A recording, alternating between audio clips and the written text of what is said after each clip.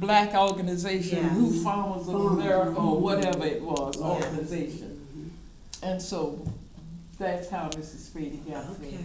Through George Washington Galt via Booker T. Washington. And that's how he got to Delray. Mrs. Spady got to Delray Beach. And Mr. Robinson did a lot of other things in Delray. He and Mr. Spady, as I said, Mr. Spady had the first telephone. He had all of the nicer amenities that other black people didn't have, because he was Mr. Spady. Right. He helped the community. He had a telephone. People would come there and ask Mr. Spady to help him call Palm Beach to get their taxes cleared up. He became clerk of the Baptist Church in Miami, got the deeds for the Mount Olive Baptist Church. I have them in our files that I got from down there. We have them on file in the Spady Museum. He taught the people how to set up their bookkeeping, and now we're going to sit back and let them take all this history away? No, we can't do that. That's some of the origin. Wow, that's The amazing. Spady Museum. And as I said before, we try to document everything we get. Mr. Robinson was a farmer. His house is still there. That same house he built in preparation to get married when he came down there in 1901, 1903, whatever year he built that house. It's still there. And it's still on the same foundation. Now the wood has rotted, they replaced the wood and all of that, but that house is still there today. Mr. Robinson himself was a farmer.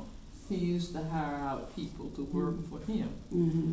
Back in those days, they brought their farm, their produce from the fields out there, brought it to the packing house. That is a place in his yard where they used to sort out the old beans and the new beans and then put them up for sale and all of that.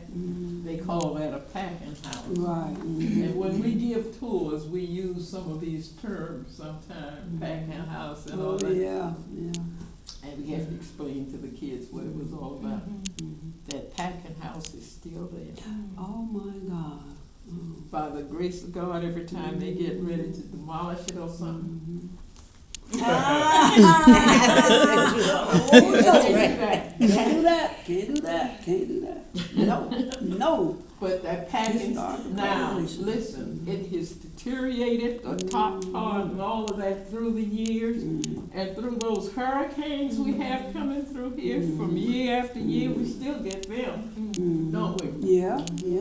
But that packing house that was built back there in the early 1900s, they couldn't have withstood that if the people did not get behind it and try to preserve it. The old wood get rotten, tear that down, put some new wood up there. The packing house is still there.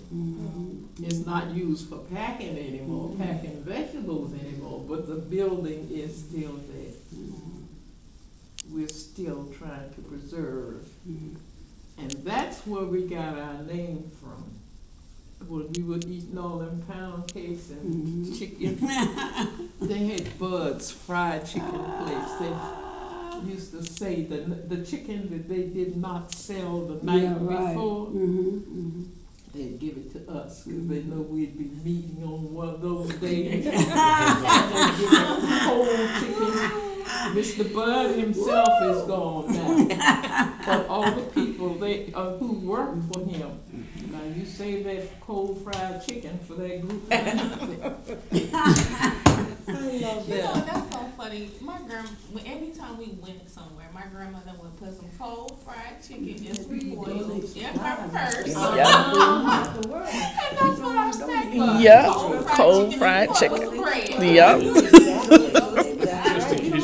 get the breading on the chicken, you get the more bread.